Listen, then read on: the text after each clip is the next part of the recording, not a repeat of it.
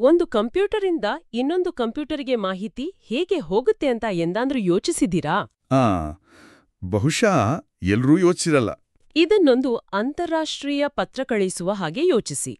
ನೀವು ಪತ್ರ ಬರಿತೀರಿ, ಲಕೋಟೆ ಮೇಲೆ ವಿಳಾಸ ಬರಿತೀರಿ, ಅಂಚೆ ಕಚೇರಿಗೆ ಕೊಡ್ತೀರಿ, ಅವರದನ್ನ ವಿಮಾನಕ್ಕೆ ಹಾಕ್ತಾರೆ. ಹೀಗೆ ಹಂತ ಹಂತವಾಗಿ ಸಾಗುತ್ತೆ. ಹೌದು. ಕಂಪ್ಯೂಟರ್ಗಳು ಕೂಡ ಇದೇ ರೀತಿ ಕೆಲಸ ಮಾಡುತ್ತವೆ, ಆದರೆ 1000 ಪಟ್ಟು ಹೆಚ್ಚು ವ್ಯವಸ್ಥಿತವಾಗಿ. ಹೌದು. ಇಂದಿನ ನಮ್ಮ ಚರ್ಚೆಯ ವಿಷಯವೇ ಆ ವ್ಯವಸ್ಥೆಯ ಹಿಂದಿರುವ blueprint, OSI model. OSI model ಇದು ನೆಟ್ವರ್ಕ್ ಸಂವಹನಕ್ಕೆ ಒಂದು ಸ್ಟ್ಯಾಂಡರ್ಡ್ ತರಲು ಅಂತಾರಾಷ್ಟ್ರೀಯ ಗುಣಮಟ್ಟ ಸಂಸ್ಥೆ ಅಂದ್ರೆ ISO ರಚಿಸಿದ ಒಂದು ಸೈದ್ಧಾಂತಿಕ ಚೌಕಟ್ಟು. ಇದು ಸಾಫ್ಟ್ವೇರ್ ಅಲ್ಲ, ಬದಲಾಗಿ ನೆಟ್ವರ್ಕಿಂಗ್ ಅನ್ನು ಅರ್ಥಮಾಡಿಕೊಳ್ಳಲಿರುವ ಒಂದು ಗೈಡ್ಬುಕ್. ಹಾಗಾದ್ರೆ ನಮ್ಮ ಇಂದಿನ ಚರ್ಚೆಯ ಗುರಿ ಸ್ಪಷ್ಟವಾಗಿದೆ. ಈ OSI ಮಾಡೆಲ್ ಅಂದ್ರೇನು, ಅದನ್ನು ಯಾಕೆ ಮತ್ತು ಹೇಗೆ ರಚಿಸಲಾಯಿತು, ಅದರ 7 ಪದರಗಳ ಅಂದ್ರೆ ಲೇಯರ್ಗಳ ಕೆಲ್ಸವೇನು, ಮತ್ತು ಬಹುಶಃ ಎಲ್ಲಕ್ಕಿಂತ ಮುಖ್ಯವಾಗಿ ಈ ಮಾಡೆಲ್ ಇಷ್ಟೋ ಅದ್ಭುತವಾಗಿದ್ರೂ ಇವತ್ತಿನ ಇಂಟರ್ನೆಟ್ ಯಾಕೆ ಇದ್ರ ಮೇಲೆ ನಡೀತಿಲ್ಲ? ಈ ಎಲ್ಲಾ ಪ್ರಶ್ನೆಗಳಿಗೆ ಉತ್ತರ ಹುಡ್ಕೋಣ. ಖಂಡಿತ. ಸರಿ, ಮೊದಲು ಇತಿಹಾಸದಿಂದ ಶುರುವಾಡೋಣ. 1970ರ ದಶಕದಲ್ಲಿ ಆ ಕಂಪ್ಯೂಟರ್ ನೆಟ್ವರ್ಕ್ಗಳ ಜಗತ್ತು ಒಂದು ಖಿಚಡಿಯಾಗಿತ್ತಂತೆ. ಹೌದು, ಅದೊಂದು ಒಳ್ಳೆ ಪದ. IBM ಕಂಪ್ಯೂಟರ್ಗಳು ಬೇರೆ, IBM ಕಂಪ್ಯೂಟರ್ಗಳ ಜೊತೆ ಮಾತ್ರ ಮಾತಾಡ್ತಿದ್ವು.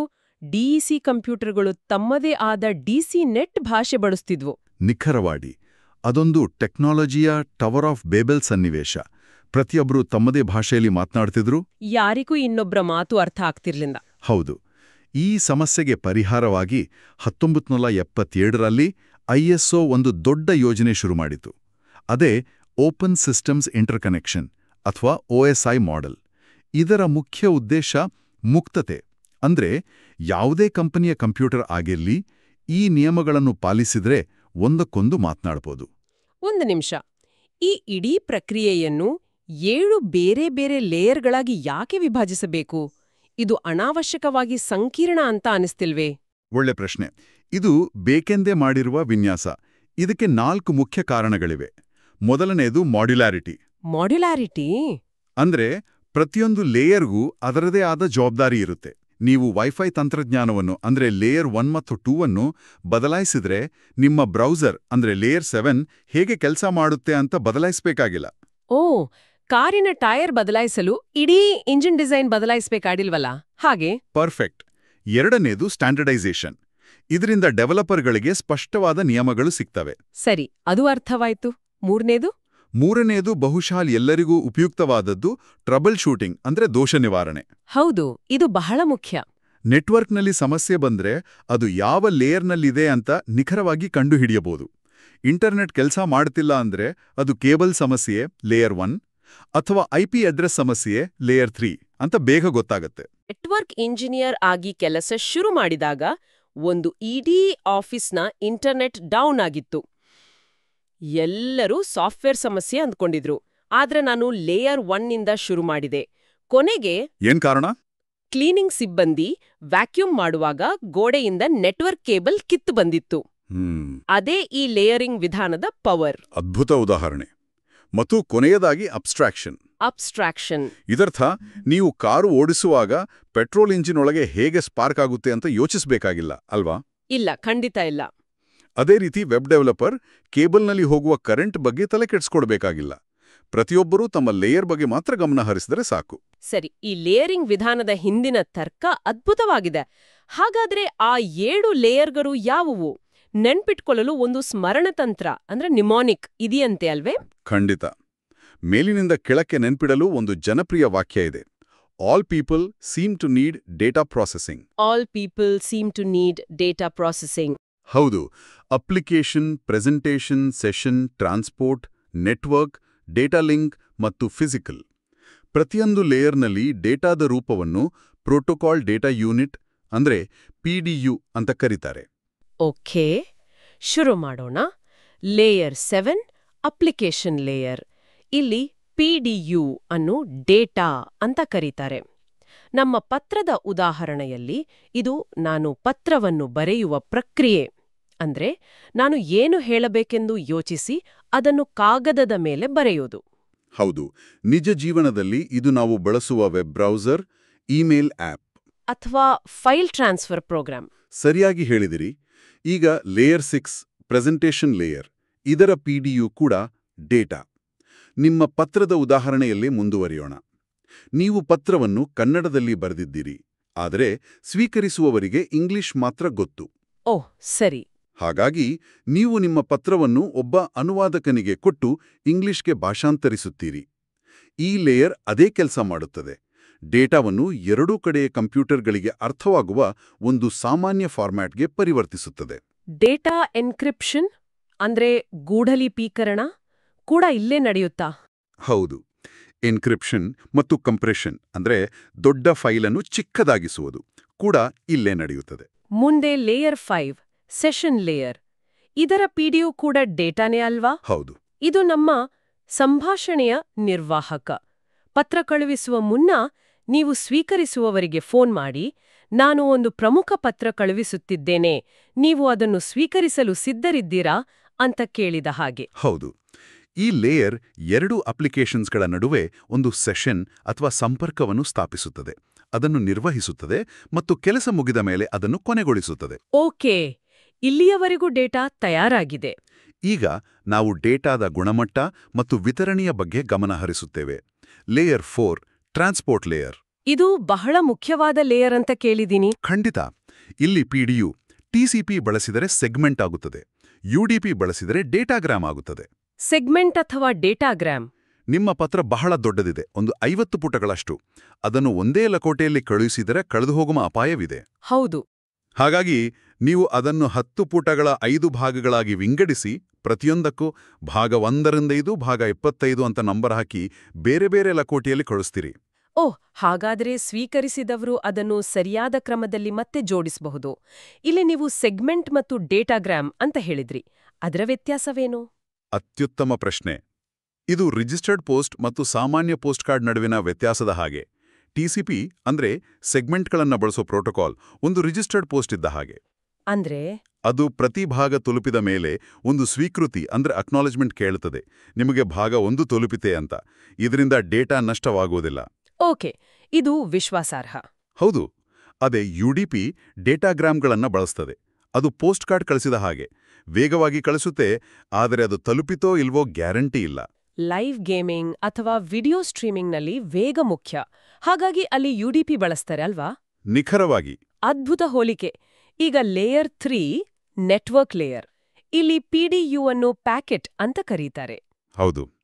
ನಮ್ಮ ಪತ್ರದ ಉದಾಹರಣೆಯಲ್ಲಿ ಇದು ಪ್ರತಿ ಲಕೋಟೆಯ ಮೇಲೆ ಕಳುಹಿಸುವವರ ಮತ್ತು ಸ್ವೀಕರಿಸುವರ ಪೂರ್ಣ ವಿಳಾಸವನ್ನು, ಅಂದ್ರೆ ಹೆಸರು, ಮನೆ ನಂಬರ್, ರಸ್ತೆ, ನಗರ, ದೇಶ, ಪಿನ್ಕೋಡ್ ಎಲ್ಲವನ್ನೂ ಬರೆಯುವ ಹಾಗೆ. ಕರೆಕ್ಟ್. ಈ ಲೇಯರ್ IP ಅಡ್ರೆಸ್ಗಳನ್ನು ಬಳಸಿ ಡೇಟಾ ಪ್ಯಾಕೆಟ್ಗಳು ಜಗತ್ತಿನ ಒಂದು ಮೂಲೆಯಿಂದ ಇನ್ನೊಂದು ಮೂಲೆಗೆ ಪ್ರಯಾಣಿಸಲು ಅತ್ಯುತ್ತಮ ಮಾರ್ಗವನ್ನು ಅಂದ್ರೆ ರೂಟಿಂಗ್ ನಿರ್ಧರಿಸುತ್ತದೆ.